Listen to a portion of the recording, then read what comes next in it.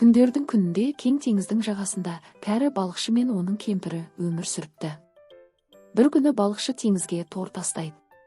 Торына кенеттен бір ерекше нәрсе ілінді, жарқыраған алтын балық. Балық адамша сөйлеп, мені босат, тілегіңді орындаймын дегендей көзбен қарайды. Қайырымды балықшы оны теңізге қайта жібереді. Үйіне келсе, кемпірі ашуланып қарсы алады. Неге тілек сұрамадың, бай болар едік дейді. Балықшы амалсыз теңізге тағы барады. Теңіз толқып көбіктеніп тұр. Көп ұзамай олардың күркесі жоқ болып, орнына жаңа, әдемі үй пайда болады. Бірақ кемпірдің көзі тоймайды. Бірде ол тағы талап етеді: сарай, байлық, билік. Балықшы әр барған сайын теңіз бұрынғыдан қатыгездене береді. Соңында кемпір теңіз патшайымы болғысы келеді. Аспан түнеріп, дауыл тұрып, теңіз ақтарылады. Ал алтын балық бұл жолы оралмайды.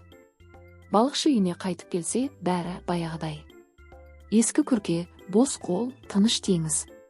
Сол күннен бастап балықшы мен кемпір тойымсыздықтың түбі өкініш екенін түсініпті.